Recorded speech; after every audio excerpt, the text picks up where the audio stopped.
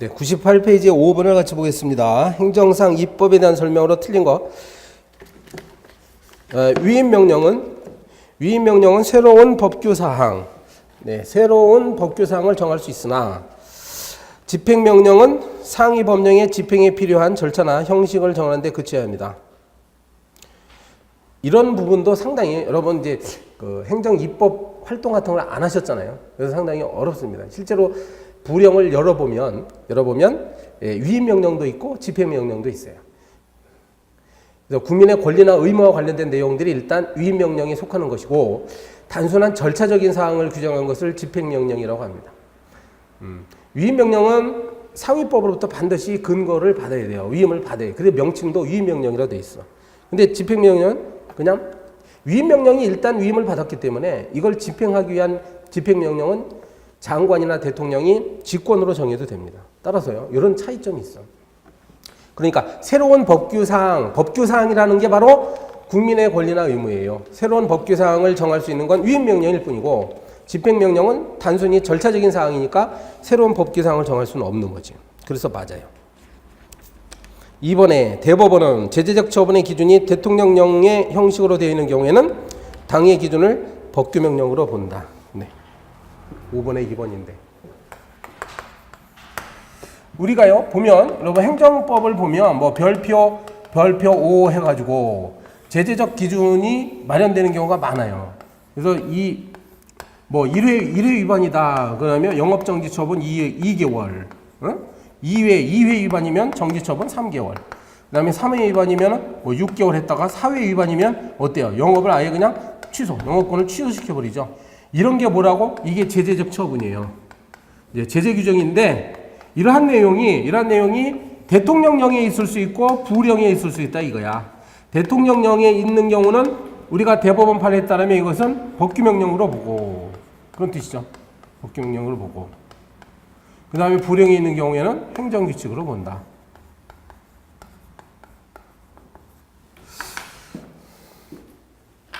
판례가 그렇게 본다는 것이니까. 그 다음에 3번 판례는 행정입법 부작에 대해서 헌법소원을 인정하고 있지 않는 게 아니라 인정하고 있습니다. 점입가경인데요. 지금 헌법소원 제도는 또 헌법재판소의 권한이야. 헌법소원이라 하면 국가의 공권력 행사 또는 불행사로 인해서 국민의 기본권을 침해받았을 때 국민이 헌법재판소에다가 나의 기본권을 침해하는 국가 공권력 작용을 무효 확인을 해주세요. 이렇게 청구하는 게 헌법소원제도예요. 그런데 아까 분명히 국가 공권력의 행사 또는 불행사라고 내가 말했잖아요. 행사 또는 불행사. 그러니까 행정입법 부작이라는 것은 행정부에서 입법 활동을 반드시 해야 함에도 불구하고 하지 않았을 때 우리는 그걸 행정입법 부작이라고 합니다. 즉 권한을 불행사했다 이 말이야. 그러한 권한 불행사 때문에 국민의 기본권을 침해받았다고 한다면 헌법소원을 제기됩니다. 이와 관련된 유명한 판례가 하나 있죠. 치과 전문의 사건. 치과 전문의.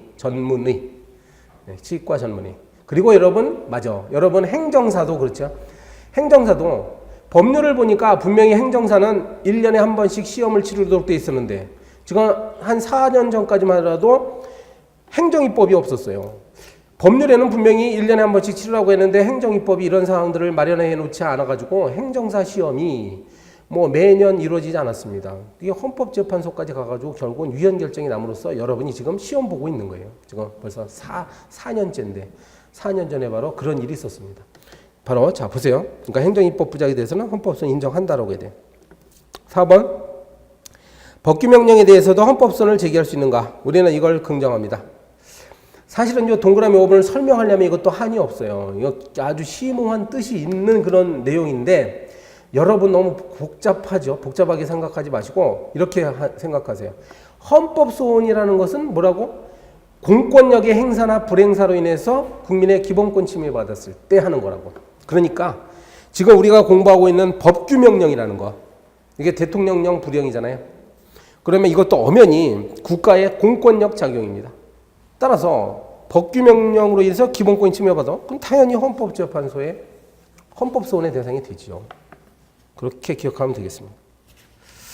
여기 해설에 있듯이 1990년에 법무사법 시행규칙 그러니까 타임머신 타고 이 당시로 올라가면요. 여러분 행정사와 비슷한 일이 벌어졌어서 이 당시에도 법무사 시험이라는 게 분명히 한 해에 한 번씩 치르도록 법률에 규정돼 있었는데 이 행정입법에는 그런 내용이 없었어요. 그러다 보니까 막 지들이 멋대로 막 법원 직원들이 자기들 멋대로 이걸 막 시행하고 그랬어요.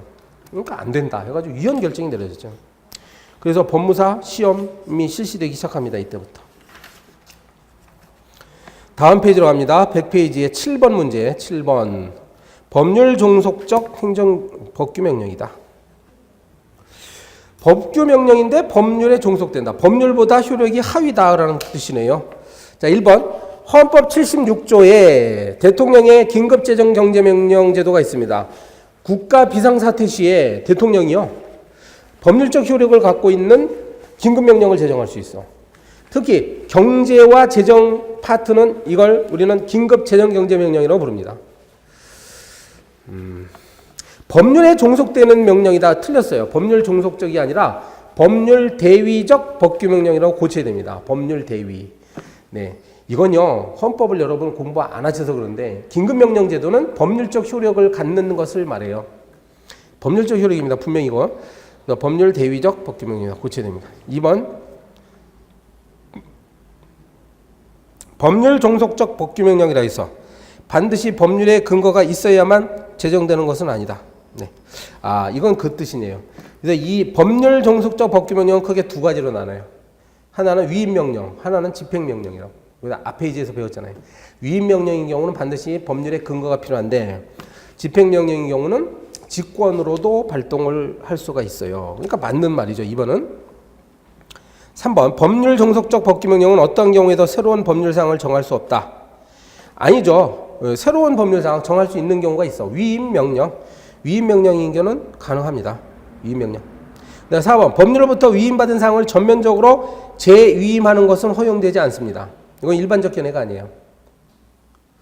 무슨 말인 거 아니? 법률로부터 위임받았다. 지금 7번에 4번 하는 겁니다. 여기 보시면 법률이 있어. 법률. 그리고 법규명령이 있죠. 법률.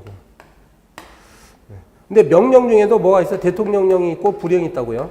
그럼 1차적으로 법률이 대통령령한테 한번 위임을 했죠. 그러면 대통령이 다시 불령한테 하는 위임을 재위임이라고 하는데 법률이 대통령 보고 당신이 이걸 만드시라고 위임했으면 대통령이 만들어야지. 이걸 그대로 아무 조건 안 달고 무조건 장관한테 다시 이렇게 떠넘기면 안 된다.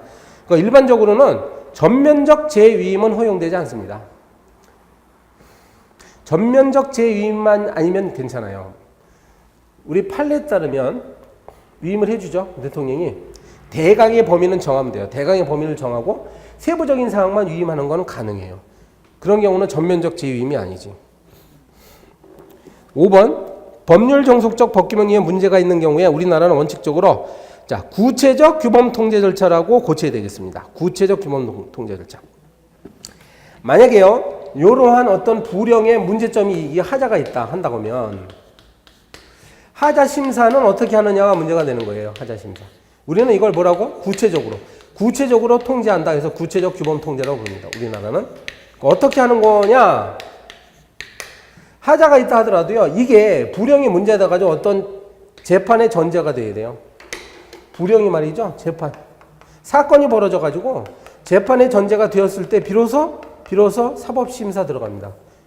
구체적 사건이 벌어져서 재판이 열렸을 때 비로소 이 불령의 하자를 법원이 심사한다 해서 구체적 규범 통제예요. 그러니까 어떤 똑똑한 판사가 있는데 똑똑한 판사가 보니까 A라는 불령이 잘못됐어. A라는 불령이 뭐 헌법에 위반되는 거야. 그렇다 하더라도 이 똑똑한 판사는 이걸 어찌할 수가 없어요. 왜냐하면 아직 재판이 열리지 않으면 이건 통제가 불가능해. 실제로 어떤 구체적 사건이 벌어져서 이 똑똑한 판사 앞으로 이 사건이 배당되어야만 하자 심사를 할 수가 있습니다. 이러한 제도를 구체적 규범 통제라고 부릅니다. 자, 9번 문제로 가요. 9번 문제. 법규명령에 관한 설명으로 옳지 않은 것은 헌법재판소는 국회 입법에 의한 수권이 입법기관이 아닌 행정기관에게 법률 등으로 구체적인 범위를 정하여 위임한 사항에 관해서는 당의 행정기관에게 법 정립 권한이 부여된다고 보고 있다. 별 이야기는 아닌데 행정기관에게 위임했으니까 행정기관이 행정입법을 만들 수 있다 그 말이에요. 2번 긴급명령이나 긴급재경제명령은 요건 헌법 규정이네요. 자, 이거는 대통령이 만듭니다. 대통령이 만드는데 법률적 효력을 갖는 것이에요. 국가 비상사태 시에. 그러면 지체 없이 국회 승인을 받아야 됩니다. 승인을 받지 못하면 그때부터 조심하죠. 그때부터. 그러니까 소급하진 않아요. 승인을 얻지 못할 때까지는 일단 효력이 있어. 근데 승인을 얻지 못하면 그때부터 없어집니다. 마치 법률이 폐지되는 것과 같은 절차를 밟아요. 3번 집행명령은 상위 법령의 집행을 위하여 필요한 사항을 법률이나 상위 명령의 위임에 의해서 직권으로 발하는 명령이다. 바로 개념 정의가 정확히 맞네 이게. 다시요. 법률 또는 상위 명령 위임에 미안해요. 위임에 의해서라는 말이 들어가서 틀렸네요. 여기서. 그죠? 이거 틀렸습니다. 죄송합니다. 지금 집행명령은 아까 얘기했잖아요. 직권으로 그냥 발할 수 있는 것이지 위임에 의해서 하는 것은 위임명령입니다. 그래서 여기에 틀린 지문으로서 3번이 정답. 4번 헌재는 헌법이 인정하고 있는 위임입법의 형식을 예시적인 것으로 보고 있나요? 이런 질문이 많이 나오는데 예시설이냐 한정설이냐. 예시라고 말할 때는 그거 이외에 다른 것도 있다라는 뜻이죠. 헌법이 인정하고 있는 위임입법이라고 하는 것은 바로 대통령령, 부령, 총리령을 말합니다. 그러면 우리 판례에 따르면요. 이거는 행정입법의 종류는 굉장히 많은데 그 중에서 중요한 요 대통령령, 부령, 총리령만 헌법에 규정되어 있단 말이야. 예를 들어서 감사원도 규칙을 정할 수 있습니다. 근데 감사원 규칙이라는 건 헌법에 없어. 감사원 규칙을 위임명령 또는 법규명령의 형식으로 인정하기 위해서는 바로 예시서를 취해야죠. 자치조례에 대한 위임 등 자치법적 사항의 위임에 있어서는 포괄적 위임도 가능하다. 이건 지난 시간에 한 것 같은데요. 법률이 조례는 또 여기 있죠. 조례는 또 밑에 있지. 명령 밑에. 법률이 명령에다가 위임할 때는 구체적으로 위임을 해야 돼. 이때 이렇게 구체적으로 위임을 해야 되는데 법률이 이번에 조례한테 할 때는 뭐라고요? 포괄적으로 위임해도 됩니다. 그 이유는 조례라는 것은 지방선거를 통해서 뽑힌 지방의원들이 지방의회에서 만드는 것이 조례니까 민주적 정당성을 가졌다고 했어요. 11번 문제입니다. 위임입법에 대한 설명을 옳지 않은 것은 법률이 행정부가 아니거나 행정부에 속하지 않은 공법적 기관의 정관, 자치법적 사항을 위임했다. 그럼 포괄적인 위임입법의 금지는 원칙적으로 허용되지 않는다. 이 말은 마찬가지예요. 정관은 또 여기 있는 거죠. 조례보다 더 밑에 있는 게 정관이에요. 근데 이제 자치법적 사항. 가령 예를 들어서 한국가스공사는 공기업이 있는데 그 공기업에는 정관이 있어. 그럼 법률이 말이죠. 한국가스공사의 정관에다가 자치법적 사항에 관해서는 위임을 할 수 있습니다. 내부적인, 그냥 오로지 순수한 내부적인 사항은 그냥 포괄적으로 위임해도 돼요. 너네들이 알아서 해라. 이렇게. 2번. 법률이 공법적 단체 등의 정관에 자치법적 사항을 위임한 경우에도 만약에 그 사항이 혹시 국민의 권리 의무와 관련된 경우에는 또 다른 이야기죠. 그때는 중요한 사항이니까 이때는 반드시 법적 근거가 필요합니다. 그래서 국회가 정해야 한다는 말을 할 수 있어요. 3번에 급부행정 영역에서 위임입법은 기본권 침해 영역보다 구체성의 요구가 다소 약하다. 맞습니다. 어떠한 영역을 규율하느냐에 따라서 구체적으로 위임해야 되느냐, 어느 정도 구체적으로 위임해야 되느냐는 다 다를 수 있어요. 국민의 입장에서 보면 급부행정은 좋은 거지. 받는 거니까. 그러니까 이것은 포괄적으로 위임해도 됩니다. 근데 이제 기본권 침해 영역은 국민의 입장에서 안 좋잖아. 행정부가 함부로 침해하면 안 되므로 이때는 구체적으로 위임하도록 합니다. 4번 또 나왔죠. 헌법이 인정하고 위임입법 형식은 열기적인 것이 아니라 예시적인 것이다 라고 치죠. 13번 문제 봅니다. 13번 법규 명령에 관한 설명 중 옳지 않은 것은 1번에 법규 명령은 대외적으로 일반적 구속력을 가지는 법규로서의 성질을 가지는 행정입법을 말하죠. 여기 맞아요. 그래서 다시 정리하면 행정입법은 법규명령과 행정규칙으로 나누는데 법규명령만 그 국민에 대하여 대외적 구속력을 갖고 행정규칙은 기관 내부에 적용됩니다. 2번, 현대 국가에서는 입법의 내용이 복잡하죠. 전문적 기술적 사항도 많아진단 말이야. 그래서 법률에서는 대강, 그러니까 뼈대만 만들고 상세한 내용은 법규명령에 위임하는 현상, 행정입법 위임하는 현상이 늡니다. 3번, 위임명령은 법률 또는 상임명령의 개별적 구체적 위임에 의해서 일정한 새로운 법규상을 규정할 수 있는 법규명령. 맞아요. 새로운 법규상을 정할 수 있는 건 위임명령. 집행명령은 새로운 법규상 정하지 못하고 오로지 집행 절차에 관해서만 정합니다. 3번, 헌재 결정에 의하면 벌칙의 위임에 있어서는 법률에서 형벌의 종류만 명백히 규정하면 가능하냐? 안 됩니다. 지금 우리 104페이지 하고 있죠? 104페이지 13번에 3번. 벌칙의 위임이라고 나왔어요. 죄형법정주의란 말 들어보셨죠? 죄형법정주의. 죄형법정주의. 범죄와 거기에 따른 형벌의 내용은 법률로 미리 정하도록 한다. 그럼으로써 국민의 예견 가능성, 예측 가능성을 높이는 것이 죄형법정주의입니다. 따라서 함부로 다시 그리면 피라미드에서 이 범죄와 관련돼서는 법률에다가 정하도록 되어야 돼요. 이게 형법이죠, 형법. 형법에다 반드시 정하는데 그러면 어떤 범죄를 처벌하는 내용을 반드시 형법에만 규정해야 되느냐? 밑에 다시 대통령령 같은 데다가 할 수 있느냐? 이게 문제가 돼요. 우리 판례는요, 가능하다고 봤어요. 그러니까 원칙적으로 죄형법정주의지만 구체적인 사항을 위임해서 대통령령한테 위임을 하면 가능하다고 봤어요. 다만 다른 경우와 달리 조금 어렵게 이야기하는데 함부로 못하도록 했습니다. 뭐냐면 형의 종류를 위임을 해줘야 돼요. 즉 형의 종류는 벌금형이냐 징역형이냐 금고형이냐 이런 거야. 형의 종류는 법률에다가 미리 규정을 해놔야 돼요. 이것마저도 위임을 하면 안 된다 이거야. 그리고 상한, 예를 들면 징역 10년 이하에 처한다 이렇게. 이게 상한이죠. 그럼 이것만큼은 최소한 법률에 이미 규정이 되어 있어야 됩니다. 상한을 몇 년으로 할 것이냐 마저도 대통령령한테 위임하면 안 돼요. 그리고 폭 뭐죠? 징역 2년에서 10년 이렇게. 2년에서 10년. 이게 폭이지 폭. 요것도 역시 법률에 규정되어 있어야 돼. 이 말은요. 법률이요. 자, 2년에서 10년 사이에 징역형을 가한다. 구체적인 것은 대통령령으로 정한다. 이렇게 하라는 얘기예요. 자, 보세요. 그럼 다시요. 13번에 3번. 13번에 5번. 형벌의 종류만 명백히 규정만 가능한. 그게 아니라고요. 형의 종류뿐만 아니라 이런 거. 상한과 폭까지도 법률에 규정을 두어야 된다는 것이 우리 판례 입장입니다.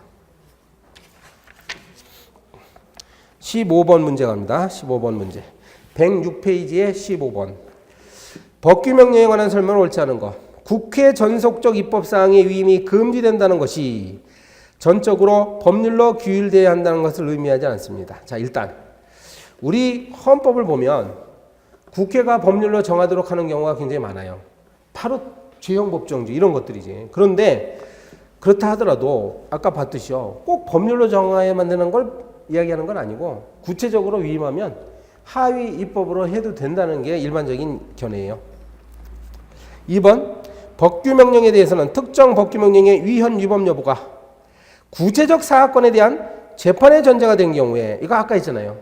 재판의 전제. 그럼 기억나시죠? 이거 바로 구체적 규범 통제. 구체적 규범 통제인 경우에 이때 법원이 이를 심리 판단한다. 이러므로써 행정입법을 간접적으로 통제하는 거예요. 행정입법을 직접 통제하는 게 아니라 사건이 벌어졌을 때 그 사건을 다루는 재판의 전제가 됐을 때만 간접적으로 통제합니다. 이걸 무슨 제도? 구체적 규범 통제라고요. 3번, 법규명령의 근거법령이 소멸되면 보세요. 법규명령이 이거잖아. 대통령. 근거규정. 여기에 위임을 줬던 근거규정이 만약에 소멸되면 그럼 이것도 소멸하겠지. 그러니까 뿌리가 없어졌으니까. 근데 근거법령이 개정됨에 그친 경우에는 집행명령만큼은 새로운 집행명령이 생겨지기 전까지는 효력을 유지할 수 있다는 게 우리 또 판례입니다. 왜 그럴까요? 집행명령이라고 나왔죠? 위임명령이 아니라. 집행명령은 그저 절차규정이라고. 절차규정. 국민의 권리나 의무와는 관계가 없어요. 절차규정이니까 비록 상위법이 소멸됐다 하더라도 새로운 어떤 절차가 만들어지기 전까지는 효력을 유지할 수도 있다는 게 판례 입장입니다. 자, 4번. 헌법 107조 2항이 명령 규칙에 대한 위헌 심사권을 법원에 부여하고 있기 때문에 헌재는 이에 대한 위헌 심사권을 행사할 수 없는 게 아니라 이렇게 고쳐야 돼요. 법원에 부여하고 있지만 법원에 부여하고 있으나 그럼에도 불구하고 헌법재판소는 이에 대해서 위헌 심사권을 행사할 수 있다라는 것이 헌법재판소 입장이다. 아까 제가 심오한 뜻이 있다고 했는데 결국은 자꾸 나오니까 설명드려야 되겠네요. 헌법 107조 1항과 2항을 잘 보시면 1항은 이른바 위헌 법률 심판제도입니다. 법률 심판. 요거는 헌재에서 합니다. 헌법재판소가. 뭐죠? 법률이 헌법에 위헌되는 여부를 심판합니다. 헌법재판소가. 그 다음에 밑에 있는 것이 위헌, 위법, 명령, 규칙 심사제도. 이거는 이제 법원에서 하도록 돼 있어요. 이거 뭐죠? 명령, 규칙. 우리가 배우고 있는 거 지금 이거 행정입법이에요. 행정입법. 행정입법들이 헌법에 위반되거나 법률에 위반되는지 여부는 법원에서 심사합니다. 우리 헌법 107조는 이렇게 두 가지를 이원적으로 규정하고 있단 말이야.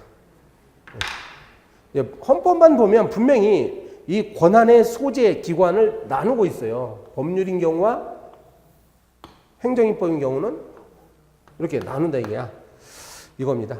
이렇게 규정되어 있음에도 불구하고 헌법재판소 판례에 따르면 자기들도 헌재도 이거 그죠? 명령에 대해서 심사가 가능하다 이렇게 얘기하고 있어. 이러한 헌재 입장을 대법원은 싫어하겠죠. 법원 쪽에서는 싫어하는 거. 왜 우리의 권한을 침범하냐. 그렇지만 헌법소원의 형태로는 가능하다고 해요. 헌법소원은 기본권을 침해당했을 때. 아까 공부했습니다. 이미 1990년 법무사법 시행규칙 사건에서 하기 시작한 것으로서 지금은 인정이 됩니다. 자, 다음에 108페이지에 17번.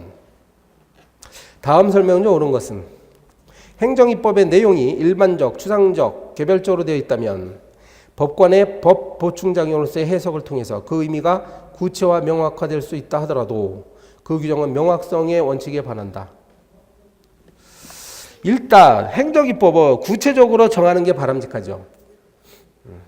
너무 추상적으로 되어 있으면 안 돼. 그렇지만 우리 판례에 따르면 추상적으로 되어 있다 하더라도 법관이 보충함으로써 해석을 보충해요. 법관은 판사지.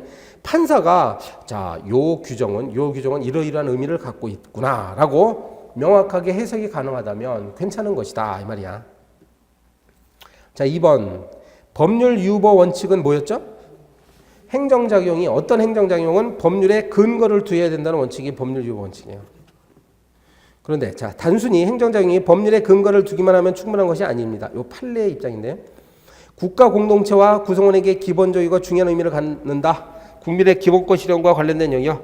이때는 국민의 대표인 입법자가 즉 국회가 그 본질적 사항에 대해서 스스로 해야 된다.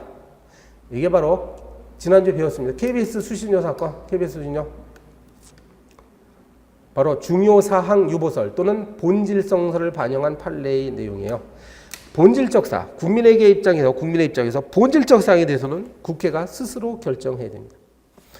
그대로 17번에 2번은 맞는 말이에요. 3번 처벌법규나 조세법규의 공통점. 요게 국민의 입장에서는 침해적인 내용이야. 싫어해. 처벌하거나 과세하거나.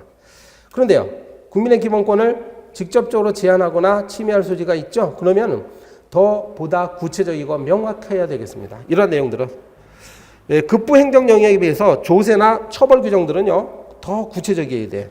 그러니까 완화가 아니라 강화라고 고치야지. 강화. 4번은 아까 했죠. 조례에다가 위임할 때는 포괄적으로 위임해도 됩니다. 틀렸지. 그러니까 4번 포괄적에서는 안 되고가 아니라 포괄적으로 위임해도 됩니다. 자, 19번 문제 옳은 것은 판례는 구법의 위임에 의한 유효한 법규명령이 법 개정에 따라 위임의 근거가 없어지게 되면 소급하는 것이 아니라 그때부터 무효가 된다라고 고쳐야죠. 그때부터. 왜 그래요? 과거에는 근거가 있었지. 그러니까 과거에는 근거가 있을 때는 그냥 유효했지만 법이 개정돼서 더 이상 근거가 없어지면 그때부터 소멸하는 것이죠. 과거에는 아무 상관이 없잖아요. 그러니까 소급이 아니라 그때부터라고 고치죠. 2번 판례는 법규명령의 위임 근거가 되는 법률에 대해서 위헌 결정이 선고가 되면 그 위임에 근거하여 제정된 법규명령도 원칙적으로 효력을 상실한다고 본다. 그렇겠네요. 이제 법률이 위헌이다. 그러니까 법률이 헌법을 위반해서 이거는 폐지가 되어버렸어. 그럼 근거가 없어지는 거죠. 따라서 법규명령도 효력이 없어집니다. 3번은 구법의 위임의 근거가 없어 무효였던 경우에 사후에 법 개정으로 위임의 근거가 부여되면 그때는 유효한 법규명령이 또 되죠. 될 수 없다가 아니라 된다라고 돼요. 지금 동그라미 1번하고 3번 묶어가지고 기억하세요. 1번과 3번이. 1번인 경우는 1번은 과거에는 근거가 있었는데 근거가 없어졌어. 그러면 효력이 없어지죠. 그 다음에 3번은 과거에는 근거가 없었는데 이번에 새롭게 근거가 생겼어. 그럼 다시 효력이 발생하죠. 자, 19번에 4번. 헌법재판소는 위임된 입법권의 전면적인 재위임 금지 원칙에 따라 대강의 사항을 정하고 그중 특정 사항의 범위를 정하여 하위 법규에 위임한 것은 위헌이 아닙니다. 아까 했어요. 전면적 재위임은 안 됩니다. 그렇지만 상위 법령이 대강을 정하고 세부적인 내용에 대해서만, 즉 상세한 내용에 대해서만 위임을 하는 것은 괜찮아. 그건 위헌이 아닙니다. 5번 판례는 조례가 집행행위에 개입 없이도 그 자체로서 직접 국민의 구체적인 권리나 법적 이익에 영향을 미친다. 그러면 그 조례는 항고소송의 대상이 되는 행정처분이다라고 봤습니다. 또 아니라고 했죠? 틀렸어요. 행정처분이다. 요게 그 유명한 두밀분교 폐지 조례안 사건입니다. 두밀분교 폐지 조례안. 두밀분교라는 학교가 있었어. 학교가 있는데 어느 날 이 학교를 없애는 내용의 조례를 교육감이 만듭니다. 경기도 교육감이 딱 만들었어. 바로 이거예요. 이 조례가 만들어지는 순간 더 이상 이 학교는 없어졌으니까 학생들은 자기의 모교를 다닐 수가 없잖아. 바로 이거죠. 집행행위 개입 필요 없어. 그 자체로서, 조례 자체로서 이러한 학생들의 권리 의무에나 영향을 미치지. 이러한 경우에 학생들은요, 항고소송의 형태로 행정법원에다가 소송을 제기할 수 있게 됩니다. 왜냐하면 처분이기 때문에. 비록 형식은 조례 형식이지만 이거는 구체적으로 권리 이익에 영향을 미치는 처분으로 봅니다. 우리 판례가요. 행정처분이다. 자, 21번으로 가시죠. 110페이지에 21번. 행정입법에 관한 설명 중 옳지 않은 것은 행정규칙은 실제상 행정처리의 기준이 되며 사실상의 구속력을 가지고 있느냐. 무슨 말일까요? 네. 다시 생각해보면 우리 행정입법은 법규명령과 행정규칙으로 나눠져 있어. 그러니까 법규명령은 대외적 구속력이 있고 행정규칙은 원칙적으로 구속력이 없는 거예요. 그런데요, 여러분 그렇다 손치더라도 만약에 어떤 행정규칙이 있으면 공무원이나 국민은 이걸 따르게 됩니다. 따를 수밖에 없어. 왜냐? 따르지 않으면 일정한 불이익이 다가올 수가 있기 때문에 따라야 돼요. 그래서 사실상 구속력이 있습니다. 2번 행정입법의 형식과 내용이 불일치하면 대법원은 발령권자가 대통령이면 법규율성을 인정하고 그리고 발령권자가 장관이면 행정규칙으로 봅니다. 3번 인문계열 대학별 고사의 제2 외국어의 일본어를 제외한 서울대학교 94년도 대학입시교강은 국민의 기본권에 대해 영향을 미치는 공권력의 행사라고 볼 수 있다. 맨 마지막 단어를 있다로 고쳐야 돼. 있다. 94년이면 꽤 오래됐네요. 20년 전 일인데 서울대학교가 사실 뭐 민족의 대학이다 이렇게 주장하잖아요. 이제 저도 거기 나왔지만은 민족의 대학이다. 한국 사람들의 자존심이 걸려 있기 때문에 우리나라를 침략해서는 일본어를 차마 우리 민족의 대학인 서울대학교에서 가르칠 수가 없어. 그래가지고 이 당시에 일본어 시험 과목을 폐지해 버렸습니다. 그랬더니 그 당시에 서울대학교 들어가기 위해서 열심히 일본어를 공부하고 있던 고등학생이 헌법소원 제기했어. 인정했습니다. 이 사건에서요. 헌법재판소는 이것도 역시 공권력 행사다. 맞다. 이제 서울대학교가 국립대학교였잖아요. 그래서 공권력 행사로 봤습니다. 봤다는 얘기는 일단 헌법소원으로서 받아준 거예요. 그렇지만 결과적으로 이 고등학생은 졌어요. 그래서 대학교라는 것은 학문의 자유가 있으므로 그래서 이 시험 과목을 무엇을 과목을 정하는지는 대학교의 자율성의 영역이라고 했습니다. 4번 판례는 일반적 행정 절차를 정한 행정규칙은 대외적 구속력이 없죠. 맞습니다. 이거 여러 번 했잖아요. 행정규칙은 구속력이 없고 법규명령은 대외적 구속력이 있고. 23번을 보시죠. 자, 112페이지에 23번. 국민의 권리를 제한하는 내용의 법규명령이 법률에 위임 없이 위법하게 제정되었습니다. 장차 X법령의 적용을 받게 될 A는 당해 법령의 집행을 통한 자신의 권리 침해를 우려하고 있습니다. 옳지 않은 것은 X법령의 위법성이 중대 명백하면 X법령은 당해무효이지만 그렇지 않은 경우 X법령은 취소전까지 유효한 법령이다. 이게 지금 뭐 중대 명백한 수험생을 살짝 착각에 빠뜨리는 문제예요. 이거 여러분 중대 명백 이따가 몇 시간 뒤에 행정행위 할 때 배우는데요. 중대 명백서라면 행정행위의 하자를 이야기할 때 나오는 말이에요. 행정행위가 중대한 하자가 있고 또 명백한 하자가 있을 때 그것은 무효로 봅니다. 지금 이거는 X법령이라고 되어 있어요. 법령은 행정행위가 아니야. 따라서 이렇게 보는 건 전혀 이야기가 성립이 안 되는 말이에요. 1번은 당장 틀렸어요. 그러니까 1번 지문은 아예 무시해도 돼요. 이렇게 말하는 거는 없어. 중대 명백서라는 것은 행정행위를 할 때 나오는 이야기지. 지금 행정입법을 할 때 나와서는 안 되는 이야기를 하고 있습니다. 2번은 A는 직접 X법령을 소송의 대상으로 하여 항고소송으로 다툴 수 없는 것이 원칙이다. 맞습니다. 우리는 구체적 규범 통제의 국가야. 구체적 규범 통제니까.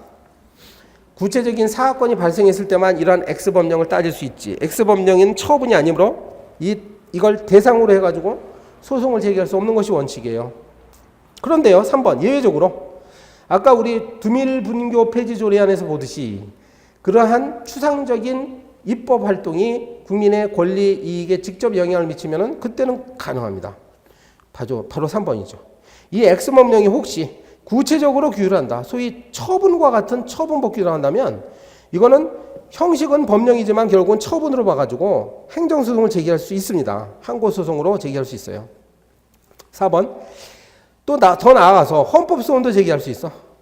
이 X법령이 그것도 국가 공권력 작용이잖아. 국민의 기본권을 침해한다 하면은 헌법소원 제기예요. 5번은 X법령이 법원에 의해서 위법한 것으로 판단됐어. 네. 그러면 문제된 당해사건에 적용이 배제되는 거 일반 견해. 맞습니다. 요거는 네, 요거 다시 좀 보시면 자, 법률이 만약에 헌법 위반되죠. 그러면 그걸 헌법재판소가 위헌법률 심판의 형식으로 이걸 재판합니다. 만약에 어떤 법률이 바로 최근에는 작년에 간통죄 사건이 여기 되는 거야. 간통죄는 법률에 규정돼 있었는데 이것이 헌법에 위반된다고 헌법재판소가 결정했어요. 그 순간 간통죄 규정은 어떻게 됐죠? 폐지가 되어버렸지. 그러니까 아예 없어져 버렸습니다. 아예 없어져 버렸어요. 그러니까 모든 사건에 앞으로는 간통죄를 적용할 수가 없어. 폐지가 된 거예요. 근데 요건 달라요. 만약에요, 명령 규칙이 헌법 위반된다라고 법원이 결정하죠. 그럼 이거는 당해 사건에만 비적용한다. 이 말은 현재 재판의 대상이 되고 있는 사건에만 적용 안 하고 이 법규명령은 그대로 남아 있어요. 폐지되는 게 아니에요. 간통죄 폐지되듯이 없어지는 게 아니라 그대로 존재해. 그럼 이상하죠? 헌법이 위반되는데 왜 그대로 존재해? 자, 그래서요. 당해사건은 적용되지 않고 그대로 존재하기 때문에 이걸 없애버려야 되거든. 없애버려야 되는. 그래서 형식적으로, 절차적으로 행정부에다가 통지합니다. 그래서 행자부 장관에게 대법원이 행자부 장관에게 통보를 해요. 뭘 통보한다고? 자, 우리가 심사를 해보니까 이 법규명령은 헌법에 위반되는군요. 라는 사실을 통보합니다. 그러나 행자부에서, 그러니까 행자부 장관이 이걸 관보에다가 게재를 해요. 이러한 사실을. 게재하는 순간 공무원들은 이제 더 이상 이 법규명령을 적용하면 안 되겠지. 그러면서 사실상 효력이 없어지도록 하는 것이지 일반적으로 폐지가 되는 건 아니에요. 25번 문제 봅니다. 행정입법 부작이 나왔어요. 자, 아까 치과 전문의 사건 같은 경우, 그 다음에 행정사 시험 사건 같은 경우, 이게 법 부작이에요. 1번. 미국과 프랑스는 일정한 요건하에 행정입법 제정 의무를 부과하고 있다고 합니다. 2번. 우리나라는 우리나라는 행정권의 시행명령 제정 의무를 정하는 명시적인 법률 규정은 없어요. 맞아요. 3번. 집행명령이 없어도 법령이 시행될 수 있는 경우에는 특별한 규정이 없는 한 행정권에게 집행명령을 제정할 의무는 없어지는 거지. 이거 지금 문장 자체가 모순이죠. 집행명령이 없어도 시행할 수 있는데 그럼 집행명령 만들지 않아도 되는데 집행명령을 만들어야 되는 의무가 어떻게 발생해? 잘 몰라도 문장만 봐도 이게 틀렸다는 걸 알 수가 있어요. 4번. 우리 헌법재판소는 행정입법 부작위의 법리를 인정합니다. 여러 번 봤죠 앞에서.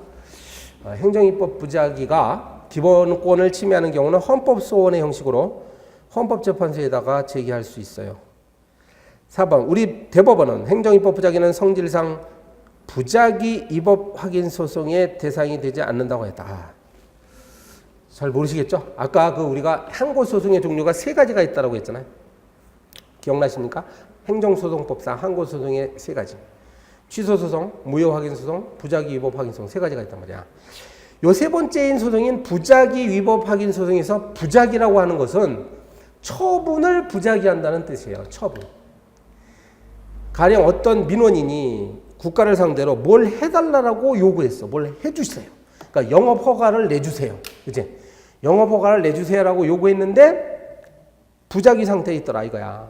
그러니까 구체적인 처분을 안 해요. 그럴 때 제기하는 게 부작위 위법 확인 소송입니다. 처분이라고 했어요. 자, 우리 여기서 배우고 있는 행정입법 부작위는 처분이 아니에요. 행정입법이라는 건 처분이 아니라고. 하나의 규범을 만드는 거야. 추상적 규범을 만드는 거니까 따라서 당연히 부작위 위법 확인 소송의 대상은 안 되죠. 자, 정리합니다.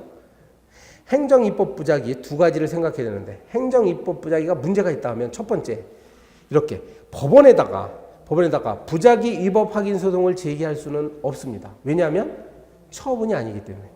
자, 2번째. 그럼 헌법재판소에다가 헌법소원은 제기할 수 있느냐 하면은 할 수 있다라고 배웠죠? 거기 바로 동그라미 4번처럼. 알겠습니까? 중요합니다. 행정입법 부작위에 대해서는 법원에다가는 행정소송 제기 못해. 그런데 헌법재판소에다가는 헌법소원을 제기할 수는 있어요. 27번 보겠습니다. 17번. 114페이지 27번. 법규명령을 이제 통지합니다. 잘못된 법규명령은 통지할 수 있어야죠. 1번. 의회에 의한 통제로는, 자, 국회는 어떻게 할까요? 법규명령의 성립 발효에 대한 동의나 승인권이나 일단 유효하게 성립한 법규명령의 효력을 소멸시키는 권한을 갖고 있지는 않습니다. 네. 갖고 있지 않아요. 근데 일단 이런 개념은 있죠. 그래서 이런 걸 직접적 통제라고 합니다. 행정부가 행정입법을 만들 때 국회에서 동의권을 행사하거나 이러한 권한을 뭐라고? 직접적 통제라고 합니다. 그 다음에 간접적 통제도 있어요. 뭐 국정감사권, 뭐 예산심의 이런 걸 통해 가지고 간접적으로 법규명령을 통제하는 방법은 간접적 통제. 자, 동그라미 1번은 2가지가 있더라. 그걸 설명하고 있는 문장이에요. 맞습니다. 그러니까 의회가 통제하는 방법으로는 직접적 통제와 간접적 통제가 있다. 요 문장 자체는 맞는 거지. 그런데 참고로 우리나라는 직접적 통제 방법은 없어. 국회가 뭐 동의권이나 승인권을 행사하거나 그러지 못합니다. 일단 행정부에서 행정입법을 할 수 있는 거예요. 재량권으로 할 수 있어. 2번. 사법적 통제에 있어서 우리나라는 추상적이 아니라고요. 뭐라고? 구체적 규범 통제를 취하고 있기 때문에 고체됩니다. 행정청의 처분 등에 의하지 않은 일반적인 법규명 내에서는 규범 통제를 할 수 없다. 3번. 헌재는 법령 자체에 의한 직접적인 기본권 침해 여부가 문제되면 그 법령의 효력을 직접 다투는 것을 소송물로 하여 일반 법원에 구제를 구할 수 있는 절차는 존재하지 아니하므로 바로 헌법소원의 대상이 된다. 네. 이거 조금 전에 앞 페이지에서 내가 정리해드린 거예요. 법령에 대해서는 법원에다가 청구 못해. 그렇지만 헌법재판소는 헌법소원의 형식으로는 가능합니다. 왜냐하면 법령이라는 건 일종의 국가 공권력 행사니까 기본권을 침해당했다고 생각하는 국민은 헌법소원을 제기할 수는 있어요. 4번. 행정적 수단이 있죠. 상급 행정청이 하급 행정청에 대해서 지휘 감독하거나 뭐 행정심판하거나 이렇게 하는 것이 절차적 통제 맞아요. 5번. 오늘날에는 언론이나 시민단체 활동을 통해서 법규명령을 통제하고도 하죠. 이런 걸 뭐 민중통제 또는 국민에 의한 통제다 이렇게 얘기합니다. 29번 문제 보겠습니다. 야, 행정입법이 상당히 어렵죠, 여러분. 제가 보기에도 행정법 공부하실 때 제일 어려운 부분이 여기 행정입법이에요. 29번 문제 보겠습니다. 옳지 않은 거. 1번은 29번에 1번 아까 했어요. 집행명령인 경우는요. 상위 법령이 만약에 개정됐다 하면 새로운 집행명령이 나오기 전까지는 효력을 유지할 수도 있다라는 것이 우리 판례예요. 이게 위임명령과 달라요. 위임명령은 원래 개념정의가 위임명령은 상위법으로부터 위임을 받은 명령이거든. 그러니까 위임 규정이었던 상위법이 만약에 개정돼서 없어지면 그 근거가 없어졌기 때문에 위임명령은 없어집니다. 근데 집행명령은 단순히 집행 절차를 규정한 거니까 상위 규정이 없다 하더라도 가능해요. 2번 조례가 집행행위에 개입 없이 그 자체로서 직접 국민의 구체적인 권리 의무나 법적인 영향을 미치다. 그럼 조례는 항고소인 대상이 된다고. 아까 말한 바로 그거네요. 두밀분교 폐지 조례안 같은 거. 3번이 고시의 형식으로 고시. 요 그림을 다시 봐요.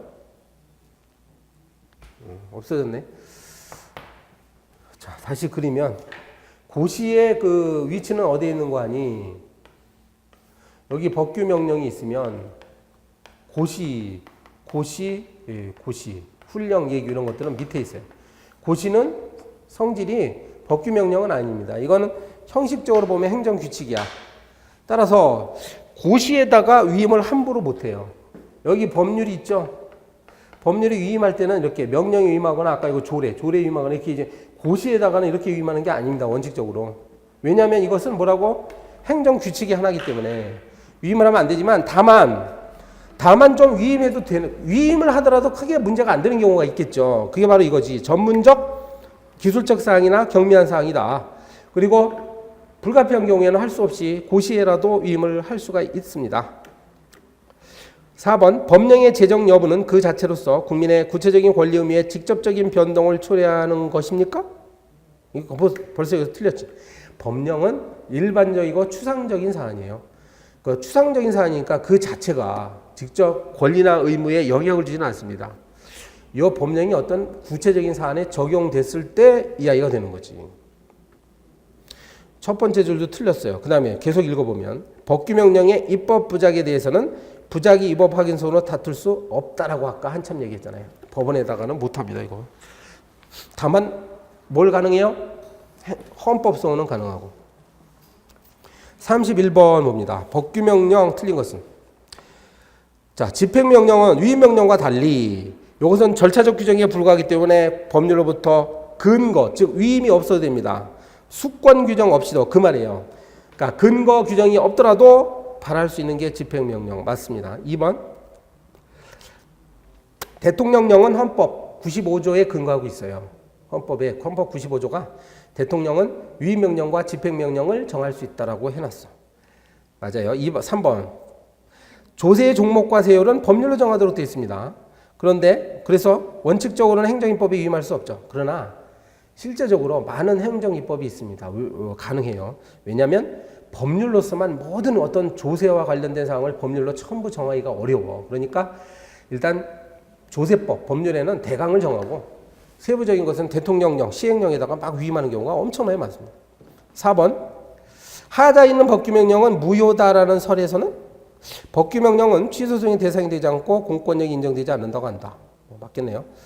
5번 법규명령의 헌법소원 대상 여부에 관해서 헌재는 법무사법 시행규칙 1990년에 뭐라고 했죠? 적극서를 취했지. 그래서 법규명령도 헌법재판소가 헌법소원의 형식으로 심사가 가능하다라고 했습니다. 자, 33번 문제요. 행정입법에 대한 설명으로 옳지 않은 것은 허가를 받기 위한 시설의 기준. 시설 기준이야. 말하자면 여기 지금 학원이거든요. 그 학원 허가를 받기 위해서는 뭐 강의장 면적이 몇 제곱미터 이상해야 된다 이런 게 있어요. 그럼 이거는요. 이러한 강의 시설, 넓은 면적의 시설을 갖추지 못한 자는 학원업을 할 수 없다는 얘기잖아. 이거 그러니까 권리에 영향을 미치는 내용입니다. 따라서 이러한 시설 기준은 위임 명령으로 정해야 돼요. 왜냐하면 국민의 권리에 영향을 미치는 거니까. 집행명령은요, 어떤 절차적 사항에 불과하다고. 그럼 1번은 맞죠? 독자적으로 정할 수 없어. 집행명령은 안 되고. 뭐라고 해야 돼요? 위임명령으로 정하는 거죠. 위임명령. 2번. 법령 보충적 행정규칙은 그 자체로서 직접적으로 대외적 구속력을 가진다가 아니라 상위 법령과 결합해서 법령 보충적 행정규칙의 위치는 바로 또 여기에요. 지금 법령 보충적 행정규칙은 위치가 밑에 있는 거야. 따라서 이거는 법규명령도 아니거든요. 원래 이것만 갖고는. 그러니까 대외적 구속력은 없어. 상위 법령과 결합하여 이런 표현을 해야죠. 상위 법령을 결합하여 비로소 이것이 대외적 효력을 갖게 됩니다. 그러니까 틀렸죠? 그 자체로서가 틀렸어. 3번. 법규명령은 법률 위반 원칙. 예. 맞지? 그래서 법률에 근거가 필요한 원칙. 법률 위반 원칙은 법률을 위반하면 안 된다는 원칙. 맞는 것이지. 해제 조건이 성취되면 법규명령과 행정규칙의 공통적 소멸 사유라고 뭐 할 수 있습니다. 조건. 해제 조건. 그 다음에 35번. 사법적 통제. 자, 틀린 것은. 35번 보시면 헌법 107조 2항의 규정에 의한 명령규칙의 위헌 여부의 판단에 있어서 규칙은 행정규칙과 다릅니다. 네. 이 규칙은요, 법규명령과 같은 효력이에요. 헌법 107조 2항에는 규칙 있죠, 규칙. 이건 법원에서 심사한다고 했잖아요. 이 규칙은 우리가 말하는 행정규칙이 아니에요. 그러니까 규칙은 명칭이 똑같은데 규칙이 아니라 이건 법규성이 있는 규칙을 말합니다. 이런 거죠. 중앙선거관리위원회 규칙, 대법원 규칙 이런 것들은 행정규칙이 아니에요. 2번. 법규명령의 위법 여부가 재판에서 전제가 되면 대법원만이 당해 법규명령의 위법 여부에 관한 판단권을 갖는다. 그게 아니라 재판을 하는 법원은 모두 판단권을 갖습니다. 그러니까 각급 법원이라고 고쳐야 돼요. 대법원만이 아니라 모든 법원, 즉 현재 재판을 하고 있는 모든 법원은 일단 명령규칙이 헌법에 위반되는지 법률에 위반되는지 여부를 심사할 수 있어요. 다만 대법원이 최종적인 심사권을 가질 뿐입니다. 3번. 법규명령이 처분이다.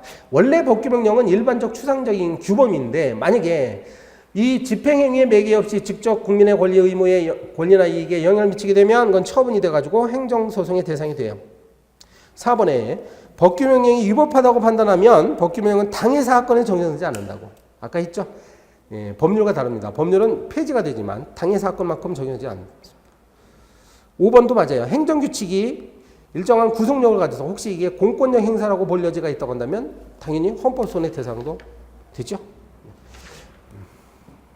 헌법소원. 최근에 말이죠. MBC인가 KBS가 그 방송심의위원회로부터 무슨 처분을 받았어. 제재 처분을 받았더니까 받고 나서 헌법소원 제기해버렸네. 네. 그 방송심의위원회가 제재하는 거는 행정규칙에 불과해요. 설마 이런 걸 무슨 뭐 법률이나 대통령령으로 만들겠어? 행정규칙에 불과한데 엄연히 자기가 기본권을 침해당했다. 언론의 자유를 침해당했다 해가지고 헌법소원을 제기해버렸습니다. 자, 이렇게까지가 법규명령 내용이고요. 잠시 쉬었다가 나머지 행정규칙을 하겠습니다.